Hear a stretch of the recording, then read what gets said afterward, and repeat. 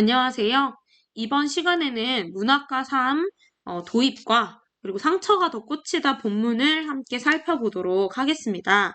자, 우선 우리 교과서는 이 앞에서부터 같이 보면 됩니다. 12쪽입니다. 문학과 삶이라고 되어 있고, 어, 내려가 보겠습니다. 상처가 더 꽂히다. 학습 목표를 봅시다. 문학은 심미적 체험을 바탕으로 한 소통 활동임을 알고 문학 활동을 할 수 있다. 아무래도 심미적 체험이라는 그런 단어가 중요하겠죠. 심미적이라는 것은 미에 대한 인식을 얘기하는 겁니다. 미를 살펴 찾음이라는 뜻인데요. 우리가 이 상처가 더 꽂히다라는 이 작품에서 어떤 심미적인 인식을 드러내고 있는지를 볼 수 있겠습니다. 그래서 여기 이 생각과 발견 한번 살펴보게 되면은 여러분들께서도 예쁜 풍경, 아름다운 멋진 풍경을 보면 이렇게 찍죠. 여러분이 사진을 찍었다는 건 아름답다고 생각해서 그런 거죠. 그런 심미적 인식이 드러나고요. 그 다음에 또 이걸 친구들에게 보여주려고 하는 것은 소통 활동이라고 할 수 있겠죠. SNS에 게시하는 거. 이렇게 보시면 되겠고요. 작품을 우리가 함께 살펴보겠습니다. 일단은 여러분 잠깐 동영상을 멈추고 이걸 쭉 읽어주세요. 여러분이 읽어주시고 저는 바로 시작하도록 하겠습니다. 우선 이 시의 제목에 대해서 생각해 봅시다. 상처가 더 꽃이다. 여러분, 일단 꽃은 기본적으로 우리가 예쁘고 좋고 아름다운 것을 의미하지 않나요? 그럼 일반적으로 꽃은 긍정적인 단어입니다. 긍정적인 의미를 지닌 단어예요. 그런데 여러분은 상처 좋아하세요? 저 여러분이 최대한 상처를 안 받았으면 좋겠는데, 그렇죠? 상처는 사실 꽃에 비해서 그렇게 긍정적인 단어는 아니에요. 그런데 여기서는 상처가 더 꽃이라고 했으니 왠지 꽃보다도 상처를 더 긍정적으로 보고 있는 것 같죠? 자, 상처. 우리가 원래 추구하는 가치는 아닌데, 상처라는 것이. 근데 여기서는 긍정적으로 보고 있어요. 우리 이럴 때 어떤 표현 방법이 쓰였다고 얘기할까요? 바로 역설이죠, 역설. 자, 역설은 겉으로는 논리적인 모순을 가지고 있어요. 하지만 그 속에는 어떤 게 있어야 돼요? 어떤 진리나 진실 같은 것을 담고 있을 때 우리는 역설이라는 표현 방법이 쓰였다고 얘기를 합니다. 그런데 역설을 여러분이 왜 받아들이기 어려워하실까? 선생님 늘 말하지만 여러분이 너무 한국어를 잘해서 그렇습니다. 겉으로 논리적 모순이라는 이 모순이라는 걸 인지를 잘 못하세요. 그렇지만 우리가 선생님이 늘 얘기해 주는 거 일반적으로 긍정적이라고 생각하는 그런 단어들 예를 들면 사랑, 우정, 꽃, 이런 것들. 그리고 부정적이라고 생각하는 단어들, 슬픔, 절망, 이런 것들 있잖아요. 그런데 어떤 시에서는, 예를 들면 정호승 시인의 슬픔이 기쁨에게 라는 그런 시에서는 이 기쁨보다 슬픔을 더 긍정적으로 바라봐요. 그럼 이런 인식은 겉으로는 우리 일반적인 인식이랑 다르니까 논리적 모순을 지니고 있는 것처럼 보이죠. 그렇지만 그 속에는 어떠한 진리나 진실을 담고 있는 거죠. 또 예를 들면 얻는다는 것을 잃는 것이다. 곧 잃는 것이다. 라는 표현이 있어요. 그러면 얻는 거, 잃는 거. 반대말인데 어떻게 이게 동일해요. 논리적 모순이죠. 하지만 또 그 안에 진리와 진실이 있을 때 역설이라고 얘기합니다. 그래서 우리는 이 제목에서, 이 표현에서 상처가 더 꽂히다라는 표현에서 시인의 역설적 인식을 느낄 수 있는 거예요. 자, 그런데 이 시를 다 읽고 보면 또 이 느낌이 다를 거예요. 더 진하게 여러분이 감상을 할 수 있을 것 같아요.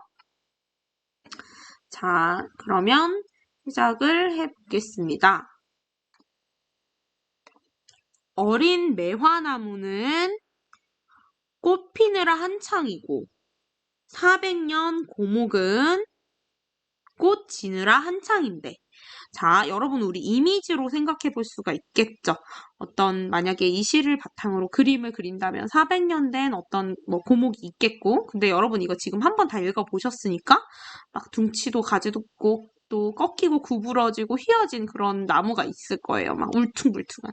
그리고 여기 아래에 있는 어린 매화나무는 선생님 실력으로 안 되지만 엄청 예뻐. 그냥 너무 아름답죠. 너무 아름다운 어떤 그런 나무가 있어요.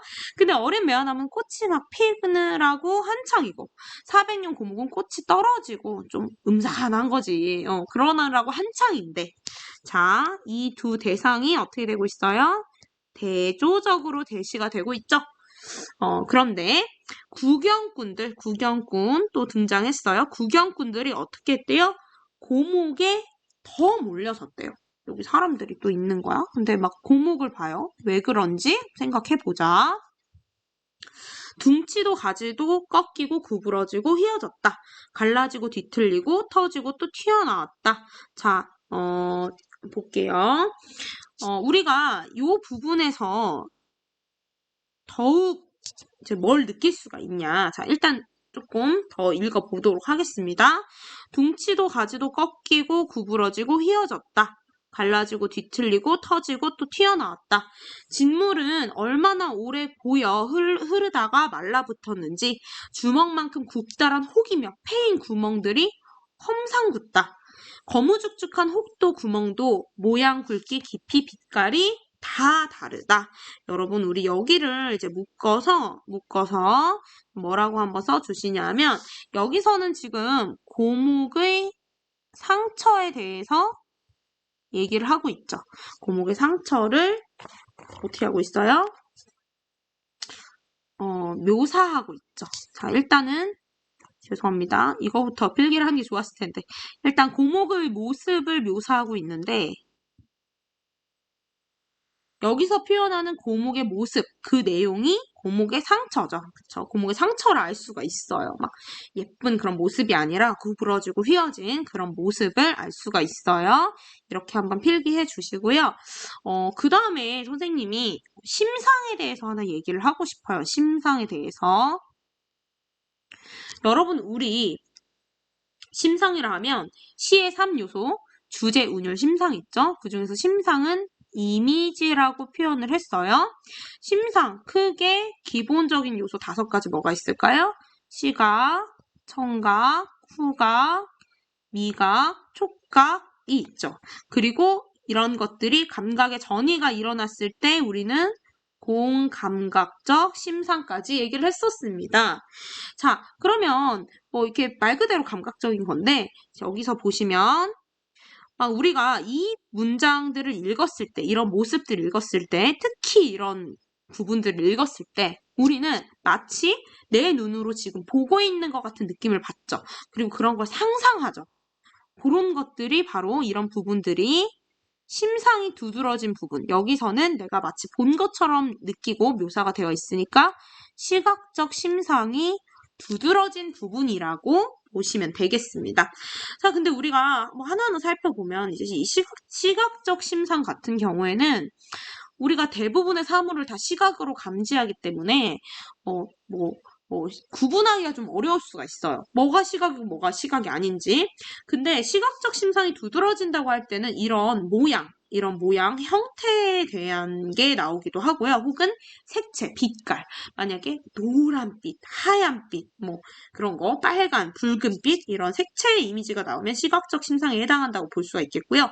청각은 말 그대로 소리에 관한 거, 또 후각은 냄새, 미각은 맛, 촉각은 그 촉각인데, 근데 우리가 어떤 온도에 관한 게 있으면, 예를 들면 서늘하다라든지 포근하다, 따뜻하다, 그런 이미지가 있다면 그것도 촉각에 해당한다고 볼 수가 있겠습니다.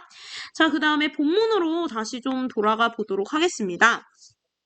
새 진물이 번지는가? 개미들 바삐 오르내려도. 여기 한번 밑줄 쳐볼게요. 여러분, 우리가 여기 지금 이 부분을 통해서 고목이 좀 이제 어떤 과거에 되게 상처를 많이 그런 받은 모습들을 우리가 봤잖아요.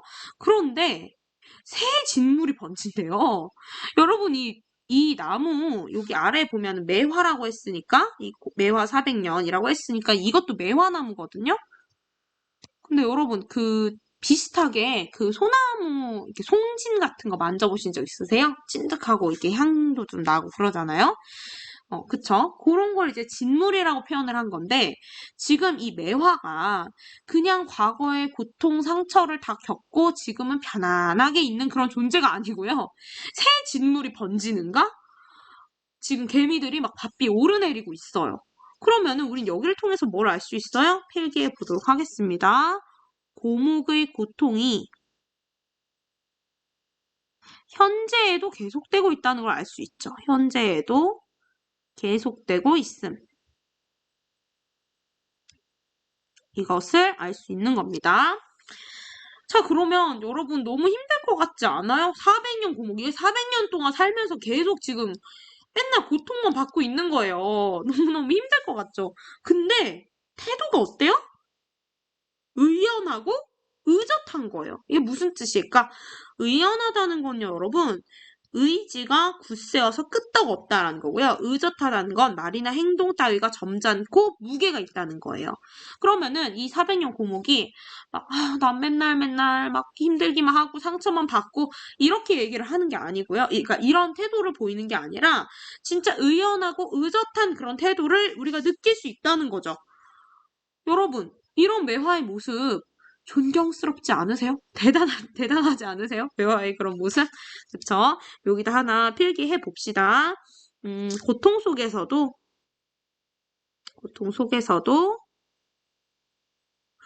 숭고하고 굳건함 써주세요. 우리 숭고하다는 거는 뜻이 높고 고상한 걸 얘기를 하는 거죠. 우리 보통 이 숭고하다는 표현은 숭고한 희생, 뭐 숭고한 죽음 막 이렇게도 많이 얘기를 하는데 어떤 그 뜻이 높은 걸 얘기를 하는 거예요. 그러니까 우리가 이 매화를 보면서 단순히 뭐 예쁘다 뭐 그런 게 아니라 뭔가가 존경스럽고 그런 면에서 또 아름다움을 느낄 수가 있는 거죠. 우린 그런 아름다움을 느낄 수가 있어요. 자, 그래서 여기 보면 사군자 중 으뜸답다라고 했는데 이 사군자 여러분 잘 모르셔서 제가 그 수업 중에 사진도 보여드렸었는데 매화, 난초, 국화, 그 다음에 죽, 대나무를 죽이라고 하죠. 죽순에도 대나무니까 우리 사군자라고 하면 매화, 난초, 국화, 대나무예요. 근데 이걸 제가 딱 이렇게 시험에 내지는 당연히 않겠죠. 외우시라는 건 아니지만 한번 사진 보시면서 알아보면 되겠고 이들을 군자라고 칭한 데에는 우리 선조들이 예로부터 이 매화, 난초, 국화 그리고 대나무를 통해서 배울 점이 있다고 생각했어요. 근데 얘네가 뜻하는 건 대부분 비슷해요. 지조나 뭐 절개 같은 거 많이 상징을 하거든요. 왜냐하면 뭐 매화 같은 경우에도 여러분 어떤 특성이 있냐. 매화 되게 이른 봄에 피잖아요. 그래서 추운데도 피어요. 그러니까 추운 상황에서 꽃을 피우니까 얼마나 그게 선조들이 보시기에 기특했겠어요. 군자처럼 배울 게 있다고 생각을 했겠죠? 그다음에 뭐 또 대나무 같은 경우에는 이게 꼿꼿하잖아요. 이게 휘어지질 않잖아요. 그쵸? 그런 게 지조 절개를 상징한다 볼 수도 있겠고요. 여기서 사군자 중 으뜸답다는 건 처음 나오잖아요. 이 으뜸, 답다. 그 다음에 나오죠. 꽃 구경이 아니라 상처 구경이라고 표현을 했습니다. 이것도 여러분 좀 주목해 보셔야 되겠죠. 이 시의 주제랑 많이 관련이 있으니까 여기서 말하는 꽃이라는 건 그냥 예쁘고 좋은 것, 이런 예쁘고 좋은 꽃을 구경하는 게 아니라 이런 매화가 막 상처 있고 어려운 이런 것들을 사람들이 구경을 하는 거다. 상처 구경이다 라고 표현을 했어요. 그죠?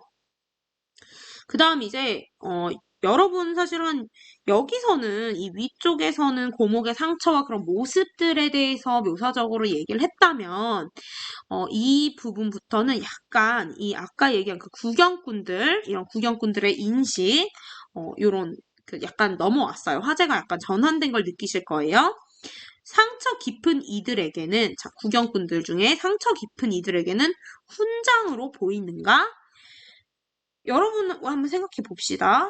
이미 상처를 깊게 입은 사람들은 뭐 여러분도 이제 그 상처 같은 거 보여주면서 내가 초등학교 때 말이야 여기에 막 이거 이기면서 이렇게 생긴 상처야 이렇게 얘기를 하잖아요. 그런 훈장으로 이게 보이는가? 왜냐하면 매화의 이런 그런 아픔들을 상징한 상처들은 그런 어려운 시절이 있어야만 가질 수 있는 것들이잖아요. 그쵸? 훈장으로 보이는가? 자, 그리고 상처 도지는 이들에게는 부적으로 보이는가? 여러분, 부적 뭔지 아시죠? 모르면 찾아보세요. 부적이라는 건 뭘까? 상처를 도진다라는 건 여러분, 여기 이게 뜻도 옆에 이렇게 써 있어요. 나아지거나 나았던 병이 도로 심해지는 거예요.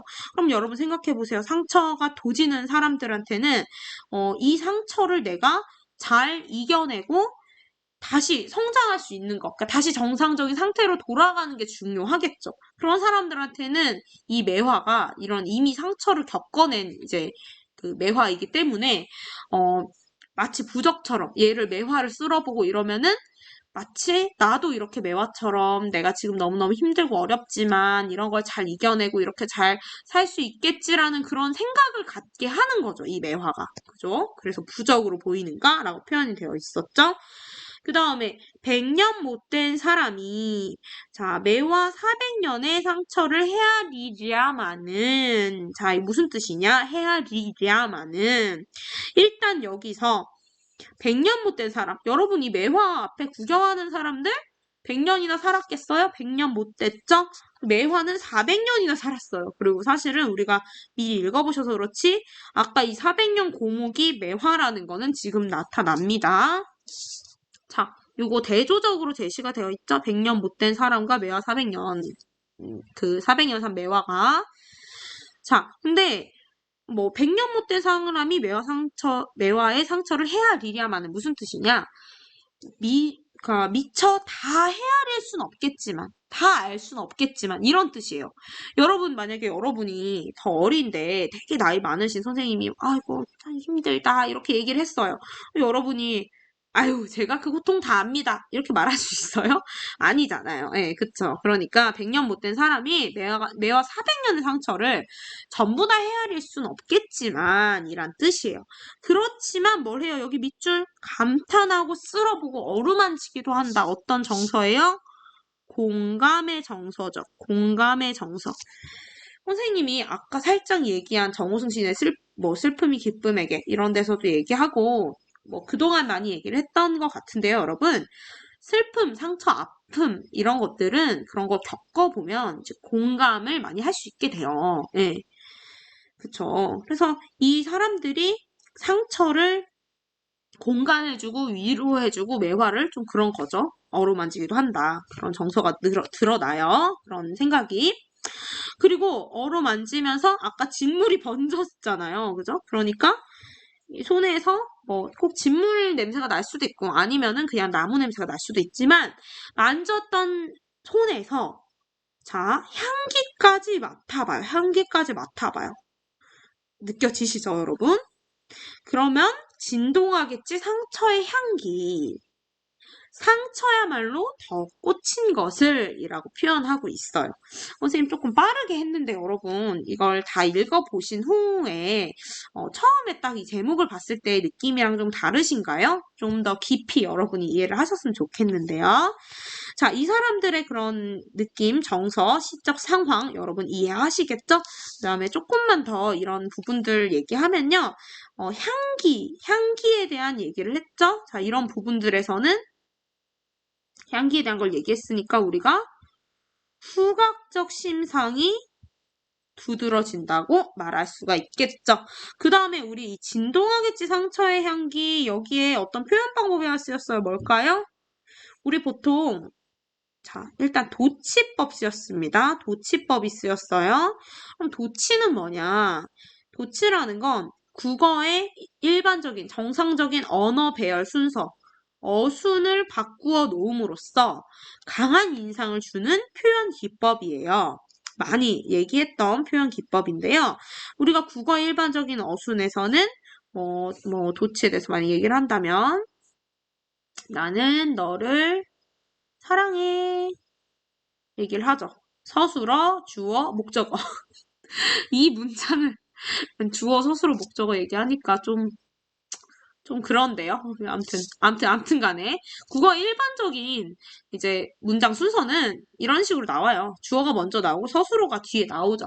그런데 이걸 어떻게 표현할 수가 있어요? 이걸 옮길 수가 있죠. 사랑해.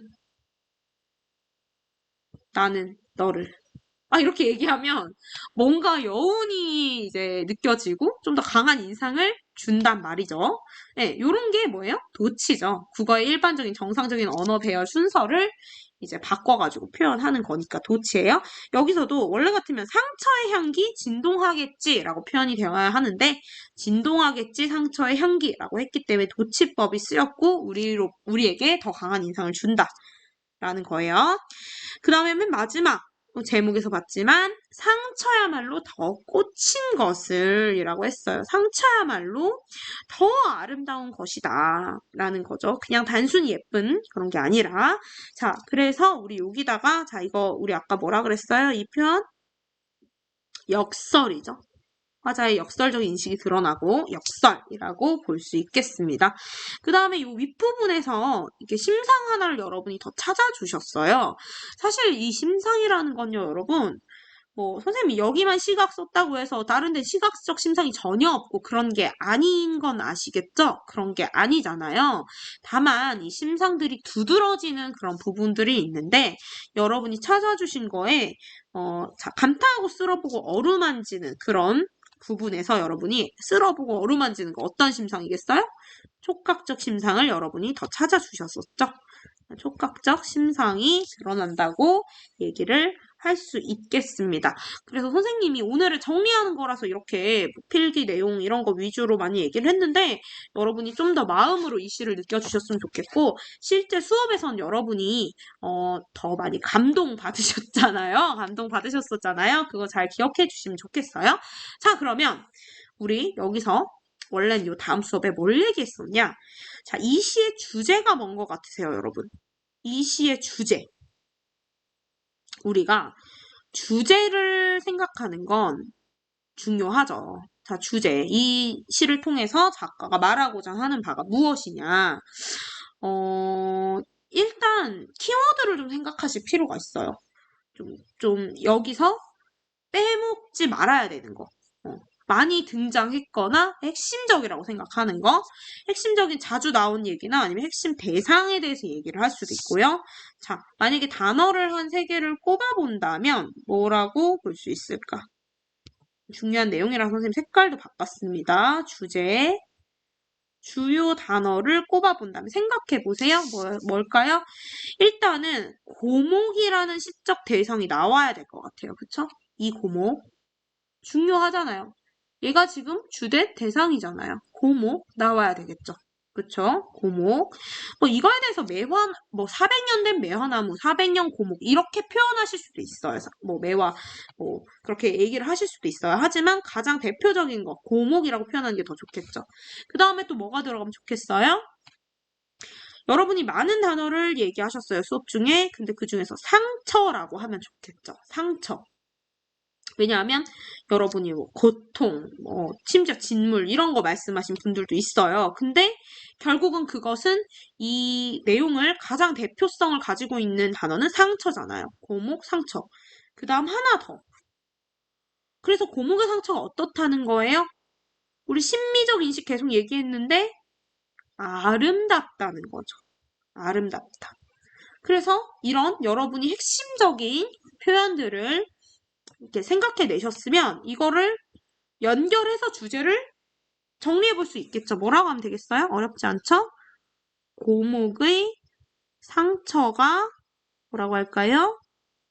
아름답다. 요렇게 해주면 이 시의 주제라고 얘기할 수 있겠죠. 이 시의 주제이자 주제니까 작가가 궁극적으로 하고 싶었던 그런 말. 결국은 상처가 더 아름다울 수 있다라는 얘기, 그런 심리적 인식에 대해서 얘기를 하고 있습니다. 자, 정리 잘 하셨습니까? 자, 이해가 되셨으면 이 다음 학습 활동도 우리가 같이 보겠습니다. 자, 사라졌죠? 필기가. 내려가 볼게요. 이 시의 내용을 정리해보고 시를 감상한 느낌을 이야기해보자. 시에 나타난 구경꾼들의 행동을 중심으로 내용을 정리해보자. 여러분, 여기서의 구경꾼들, 이 시에서의 구경꾼들은 작가와 유사한 심미적 인식을 가지고 있죠? 그쵸? 왜냐하면 구경꾼들도 요게 어린 매화나무죠. 어린 매화나무가 아니라 고목에 더 몰려서 있으니까 상처가 더 아름답다는 걸 아는 그런 사람들이에요. 여기 써볼게요. 내용. 구경꾼들이 어린 매화나무가 아닌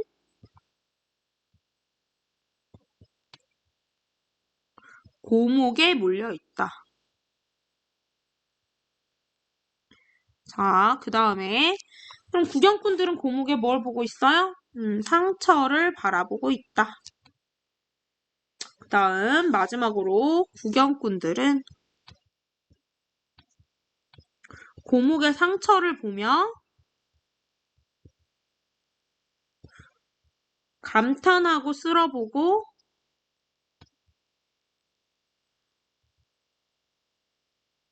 어루만지며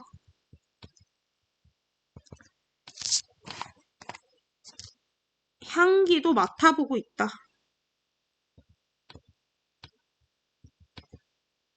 이게 바로 시의 그런 시적 상황이라고 볼 수 있겠습니다.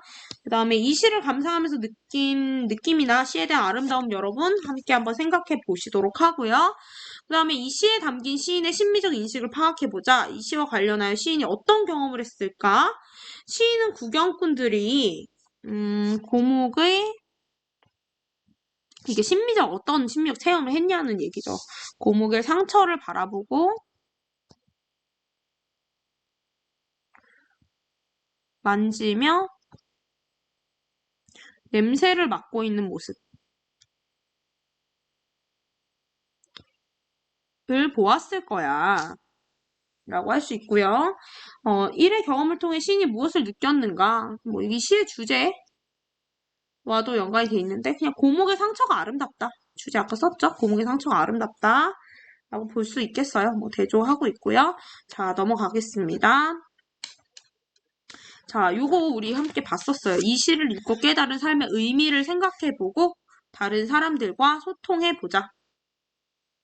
다음은 이 시에 관한 생각을 담은 블로그이다. 사람들이 이 시에 어떤 부분에 공감하고 있는지 말해보자. 어린 매화나무는 꽃피느라 한창이고 뭐 어쩌고 저쩌고 상처야말로 더 꽂힌 것을. 자, 상처는 고통스럽습니다.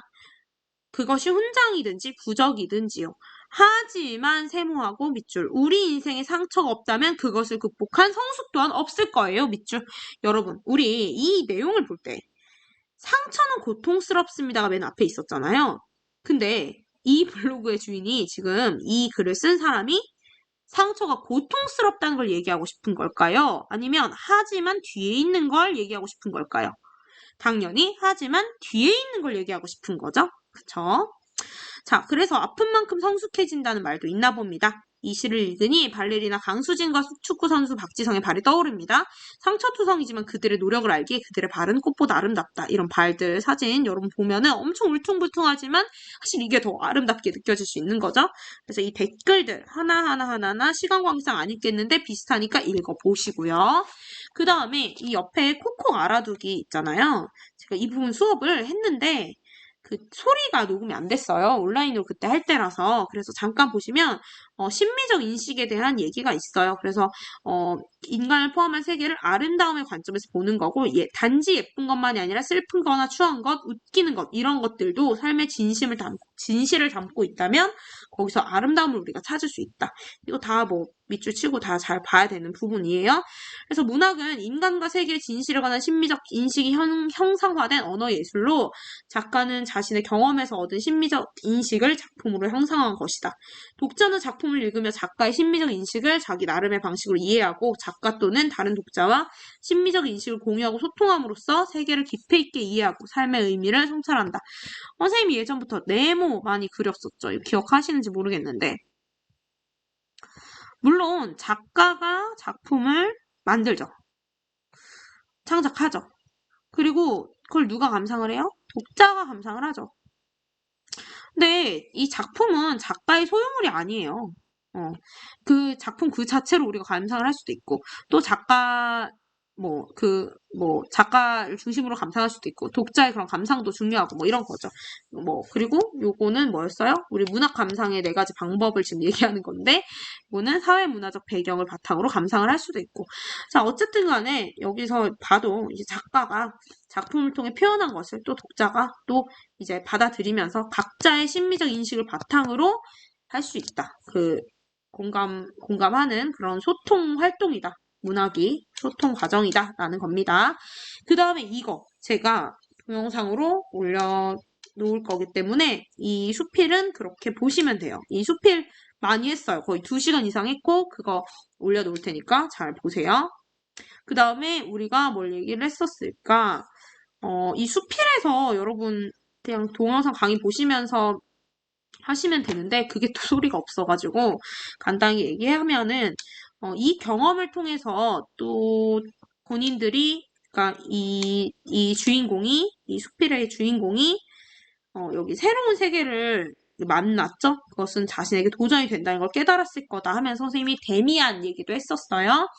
세계 알은 세계인데 그것을 이제 깨부수는 그런 얘기를 했었고요. 그다음에 여기 보면은 우리가 수필 쓰기에서 이거 같이 많이 보면서 같이 얘기를 했었고 이 부분에 대한 것도 동영상 파일에 나와 있습니다. 여러분 수고 많으셨습니다.